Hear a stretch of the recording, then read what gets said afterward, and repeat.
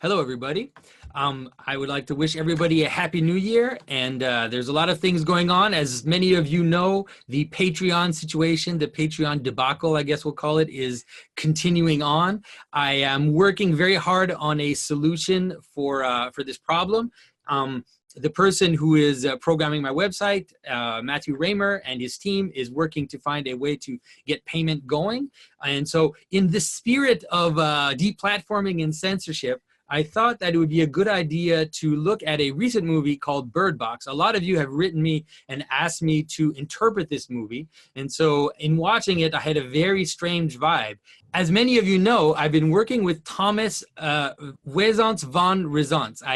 I've been working very hard to pronounce his name, so I hope I got it right. So Thomas is one of the partners on the Storytellers Channel that is interpreting movies with a symbolic flair, with a lot of depth. And for a few months now, we've been working together. We've done some partnerships, but he's also editing my movie videos.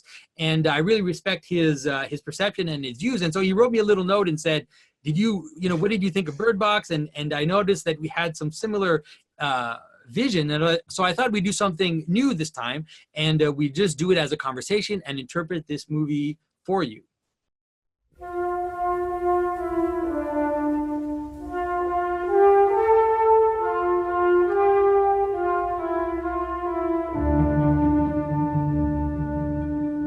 This is Jonathan Pageau. Welcome to the symbolic world.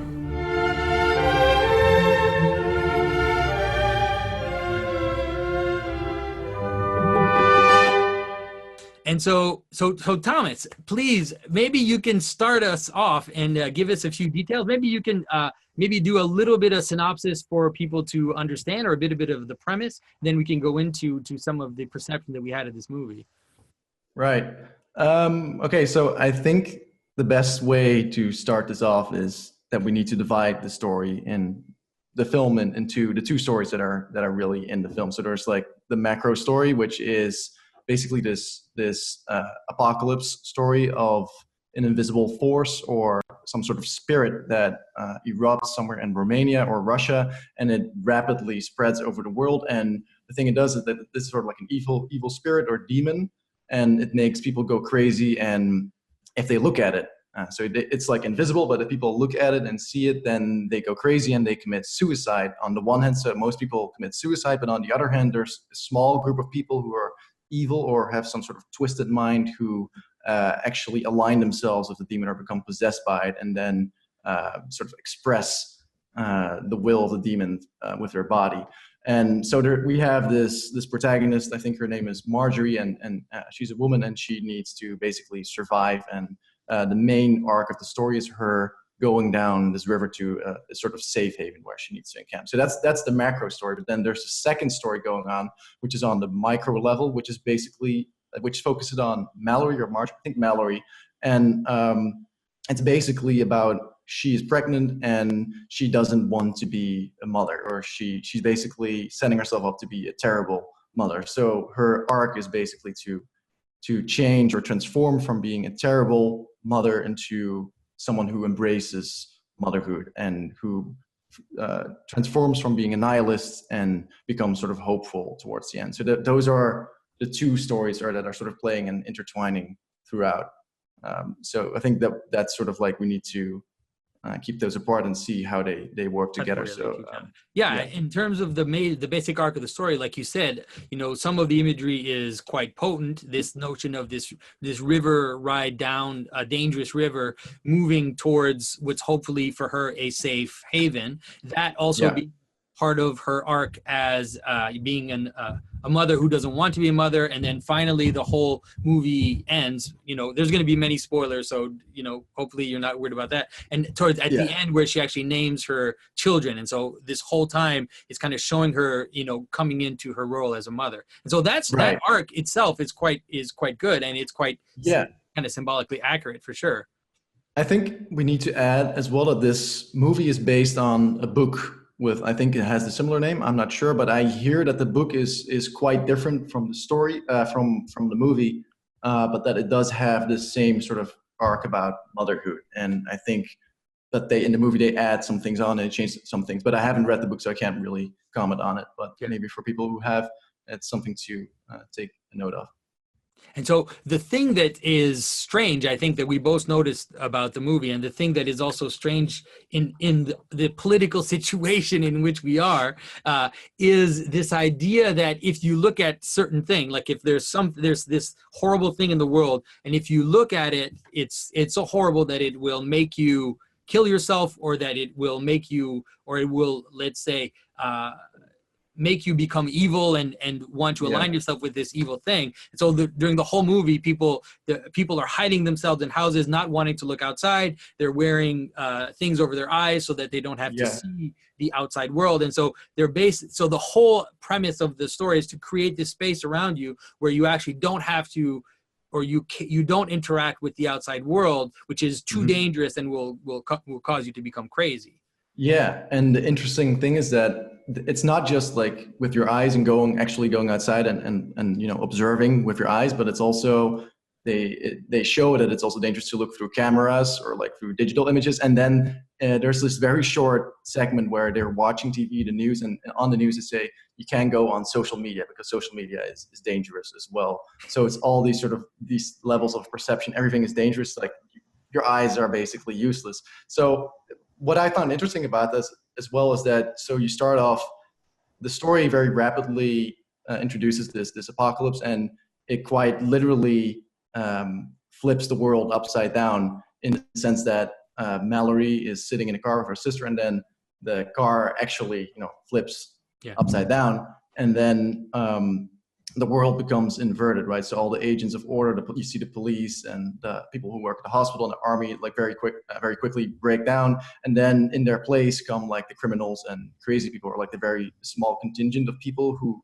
are somehow immune to this new spirit, or actually embrace this new spirit and try to express what it wants and what it's trying to do in the world, right? And then I think what you're saying is like this blindness seems to be the main sort of visual metaphor for this inversion, whereas normally you would say, like, no, like our eyes are our modes of observation, how we categorize the world. And so it's like by shedding light on something, or by looking at it, we can integrate it or dissolve it, or we can make sense out of it. But now instead it's turned upside down, and by looking at it, it actually kills us, or we actually help it spread its chaos or death itself. So that's what I found like very like a strange notion. It was interesting, but the way it plays out in the story towards its conclusion seems to be aligned to what's happening right now. Yeah, exactly. Because I think the biggest kind of reveal at the end, which makes you think that this is very disturbing, is that the movie doesn't end with a confrontation of the monster. It doesn't end with the destruction of the monstrous force. It doesn't end with the end of this threat, which you would imagine, you know, a story like this would do, but rather it ends in this kind of this we can only say a safe space where there's no more heaven. Everything is kind of under the tree, let's say. There's this kind of this tree world, and everybody is underneath, and the world is ruled by blind people, basically. The blind are the ones who are immune, and so they become kind of the kings of this world, where they don't have to see, or they can't see the outside world. And so it's a very strange ending for a movie to end that way. Yeah, right. It seems to sort of regress in a state of not seeing, or like not being conscious, where it's like literally it's the trees or the plants just cover the whole, like this sort of bubble in which they now live. It's really strange. But then what I found interesting is that quite a bit of a couple of my friends actually compared the movie to Annihilation. So I guess for those who haven't seen Annihilation, it's also a Netflix movie starring Natalie Portman, and it has a sort of a similar theme in that it's also like an apocalyptic event, and she's in ways also blind, and she has to go into this strange world where things intertwine, and nothing is sort of as it seems. And then, but the conclusion is quite different from what Bird Box is, whereas I thought it would be going in the same direction. It doesn't actually. So where Bird Box, where there is at the end no confrontation, but rather sort of a isolation, and like sort of moving away from not confronting the world at all because it's too dangerous. And there it's like, no, there's this sort of confrontation, integration, which is I think the most powerful scene in the movie, and it moves back into the whole world, and the whole world is changed by this sort of event of confronting this force, this external force, this alien force, whereas this is quite the opposite. And so the funny thing is that I think many people enjoyed Bird Box, but a lot of the people, my friends as well, were quite underwhelmed by its ending. It's something that didn't seem quite right with it. So I think it only really resonates with a certain people on like the political spectrum for whom it might resonate with their views of the world. That's what I think personally. Yeah, I when I was watching it, I remember, because so many people, I think it's one of the movies that the most people in a very short amount of time said, you should watch this movie, you should watch this movie, and do a review on it. And as I was watching, I think about 30, 40 minutes in, I wrote on the social media, this movie is basically about Russian bots. First of all, it's like, first of all, the source of the problem originates in Russia or Romania in the Middle East, in Middle East, in Eastern Europe, and then it becomes this thing that will destroy you, that will make you become evil. And the people that they show, I mean, it's so hard, it's so frustrating. We want to not have to see these things. You want to watch the movie, and you want to not to notice that, in a world that's very multicultural, you think, okay, that's fine. But then you don't want to have to notice that every single bad person in the movie, every person that aligns with this evil force, is a stereotype of a kind of Midwestern, white guy or Midwestern white person. And so it's very frustrating to have to sit there and go, oh, come on, like why is it that now, the hick in the river, and then the kind of gun-toting skinhead Trump supporter, the John Malkovich character, and then it's like this constant, every single character that gets infected by the thing and doesn't kill himself is right. Well, I that's like, you can't not see it. I think like sometimes people see it through their own ideological lens, and like they see racism everywhere, or like some sort of intent. But here it is very clear that it's been done intentionally, because you literally have the John Malkovich character say like a very strange line that's completely out of place in the movie. He says something like, let's make the end of the world great again. And then there's like a 2 or 3 second pause where they sort of zoom in and everyone's facing her sort of like cringing. And it's like, it takes the flow out of the movie completely, and it's completely out of place. But you can see here that it's very intentional by the people who made the film, that they very intentionally thought about this, and they placed it in the movie. And even John Malkovich, his character, he doesn't actually in the end turn into sort of one of these people who becomes possessed by the spirit, but he still is portrayed as a sort of an antagonist in his own right, just not like the main antagonist. Like he's definitely a force of conflict within this sort of safe bubble that they exist in the first half of the film. And all the other sort of white male characters in the film are portrayed in a sort of similar negative light. So you have there's one sort of minor character who I think is like a drug addict, and he's like this sort of criminal denizen type character. We don't really know much about him. We just see him and they steal the car. He steals their car. That guy. Yeah, but I thought what I noticed about him was that he runs away with the girl who is going to be a cop, who is like in the academy to become a cop. And the first interaction the first time we see him, actually, we see him take drugs or medicine or some kind. And the woman says, I'm a cop, right? And so then their relationship starts to develop from there. But it's basically about him possessing her into leaving the house. You can see like the couple of times they show up, it's like sort of, he actually tells her right in the beginning that they should leave the place when one of the characters, I think, commits suicide, and then he's like, we should leave.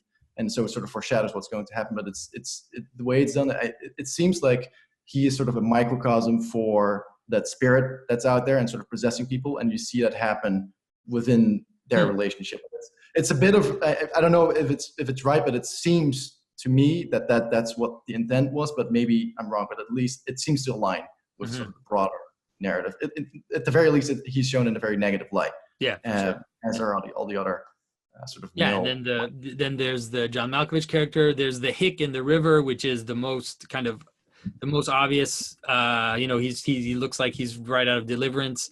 And then there's the guy who comes in, and at first you think he's fine, and then finally you realize that he's like a servant of this evil force, and then he basically causes the whole place to break down because he starts opening the windows and starts showing people, this beautiful evil thing.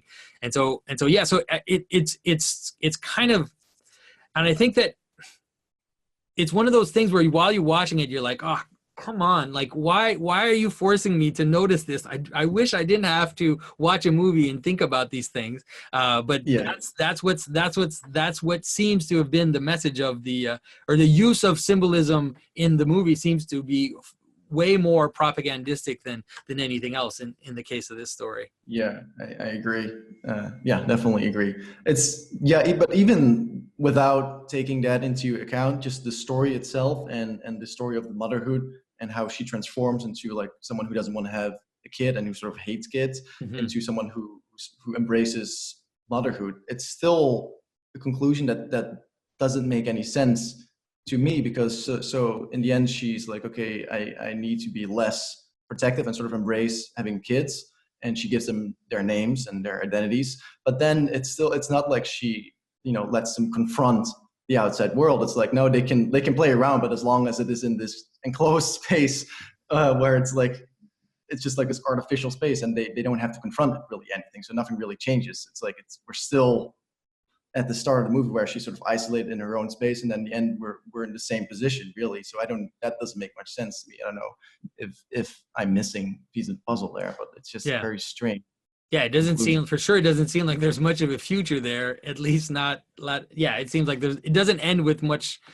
It seems to want to end with hope for the future, because it shows us these birds that go up, but then they go up and they hit, this wall of trees where go out into the sky. Like that scene where she lets the birds go, you think like, obviously I know what that is. Like you've seen this, seen that kind of scene in all kinds of stories, but then it's like they go up and then there's this tree, they're under the canopy of the forest, living under the canopy. So I mean, in a certain way, I guess then the whole theme of the whole movie ends up being about this kind of covering or this protecting, and so the mother, let's say the positive and the negative aspect of the mother ends up coming out in the movie, where, it's like the mother that covers, but then, covers to a really protects you from the evil outside world. But then there isn't a transcendence of that moment where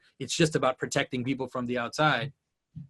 Yeah, I thought about it a little bit more. So besides that Mallory does not want to have kids, she also seems to be quite nihilistic, and she becomes like really nihilistic once the apocalypse happens. So it's and towards the end, when they're almost at this safe haven, she falls down, and then the kids run away, and she's like, oh no, I need to give them hope. He needs to give them the story that her boyfriend Tom tried to tell them. He's like the story of the tree and like this garden setting that he's, and then like that they can climb up the tree and they see like a family or something. I don't know. It's a story of a hope, and she doesn't want to give it to them because she thinks that there is no hope. So perhaps it is more, it resonates to the degree that some people perhaps see today's society as like that we're in a position where there is very little hope.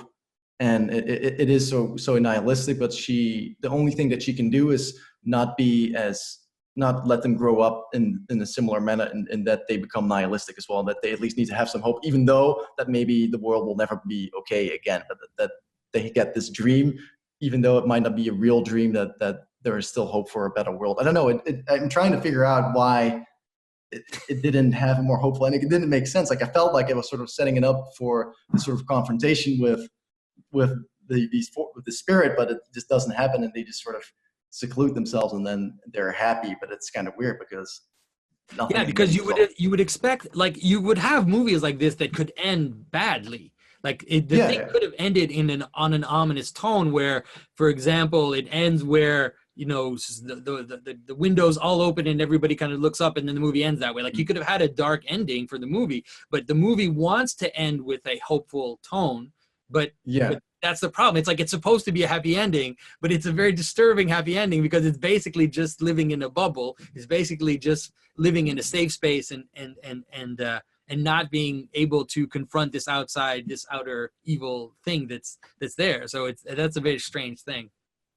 Yeah. I don't. It's and also it seems to, like, the whole thing about them not being able to look, or not being allowed to look at this thing, is like it seems to be representative of this idea, or this notion in the real world, where ideas, or like deviant ideas, or things that are dangerous, like things that aren't accepted, can be dangerous and can, like, brainwash you or possess you. So that's why I think the whole thing about that social media is unsafe as well. Like, people who are susceptible to this, like, which seems to be a lot of people, will eventually die from it, or like it will be negative, have some negative consequence, or maybe they'll become depressed, or like, and they'll want to commit suicide because of how terrible it is. But then only the people who are already sort of aligned with that strain of thought can look at it and be like, oh, this is amazing. And they have, like, I felt like they had more sort of Trump lines in it, because there's like a point when, at the very end, when this group of thugs finally find Mallory and her boyfriend, and they're trying to make Tom look at the thing, and they're saying, oh, it's a beautiful thing. And that's also something that Trump says a lot. So I don't know if that one was so maybe I'm reaching there, but, like, maybe because they had some, like, so anyways, it seems to be like, for sure they had those intentions, that's for sure. I kept thinking the whole time, I kept thinking that in a way, this movie is, if this movie was The Matrix, it's basically taking the blue pill. That's what it is. Because in The Matrix, it's exactly that point where it's like, he's saying, if you take this, it's going to be dangerous for you. And when he takes the pill, then you see him, he almost goes crazy. Like, this, hey, he's going to lose it. He's going to go crazy. Yeah. But then he's able to master the difficult truth, or the difficult reality. Whereas in this movie, it's like, it really is a praise of the blue pill. It's like, stay inside this box, stay inside this box, and you'll be fine. Don't confront the difficult things. Don't confront the difficult situation. You'll be okay. Yeah. So if you ever watch The Matrix and you want to explore what the blue pill is, then just stop watching The Matrix and turn on Bird Box. That's hilarious. But for sure, it works. I mean, this whole culture that we have right now of deplatforming, everything that's been happening on Patreon, on YouTube, on Twitter, there has been massive deplatforming. Some of the people we don't hear about because they're not so famous, they don't have a voice, but there has been a lot more deplatforming than what people think. And so this idea, and that's why I kept bringing it back to this notion of the Russian bots, this idea that somehow, because some people, saw Russian propaganda, that's why, Donald Trump won the election, or the idea that if you're exposed to certain ideas, that they'll infect you so much that you'll become an evil person. I think that's something that underlies the whole philosophy of deplatforming, whether it's in the universities, whether it's on social media now, and so it just fits very nicely into that whole narrative, and no wonder that it's received so much praise from just the Hollywood. But I just saw a lot of praise from certain circles, let's say. Oh my God. Yeah. It was entertaining to watch, but it was entertaining for the wrong reasons, at least for me, because it was so strange to watch. But yeah. Maybe, so here's a question. So the film obviously is called Bird Box, and birds play quite a significant role in it, and they're sort of, as they tell when the spirit is near. But like, I wasn't quite sure how to look at the birds and what they sort of represent in the film. Like, obviously the birds, it seems logical to me that they're more spiritually attuned to like feeling when the spirit is around, as they're more like a spiritual animal in a symbolic sense. But besides that, it also, more in the human scale, it seems to be that they represent this sort of like whistle blowing, or like the people who tweet when there's someone or something around. That's that hilarious. doesn't. Yeah, so like that's the first thing that I thought about, but then I was like, no, well, it makes more sense just in the symbolic sense that they are more spiritually attuned, and obviously they've been used in mind, so that connection seems logical. But still, like, they named the whole thing Bird Box, and it's about, like, I guess it's coming out of this sort of shell, but it's in just another shell. Like, it doesn't make sense to me at all, that the whole notion of the bird. So, like, I don't know what your thoughts on that are. I mean, I think you're right. I think that the whole movie is about birds in a box, and that's what it is. That's the whole premise of the story, and makes us want to believe that the birds leave the box at the end, but they don't. They're still in the box. And so I think that's basically what the whole story is about, is really about, you know, and there's something not totally false about it, in the sense that this sense of this something spiritual which is precious and needs to be protected, you know, and needs to be held. Like, we have these stories about, we have this image of the pearl in a shell. You know, we have these different images of something which is precious and needs to be protected. It's not a totally wrong story, but, you know, there's also the story, like Christ would also, there'll be balance of the story of the talents, for example, where Christ, the story of someone who gives his servants talents of gold, and you know, and he expects them not to bury that in the ground and protect it at all costs, but rather to take them out in the world and to make them be fruitful. And so, in that sense, the story just shows one side of the whole dilemma, which is that it is true that something that's precious, something that's meaningful, our identities, all this thing, they need to be protected, but not only protected, they also need to be able to rise up and to face, you know, whatever challenges them and whatever is facing them. So I think that for sure this movie veers almost completely on one side. Yeah.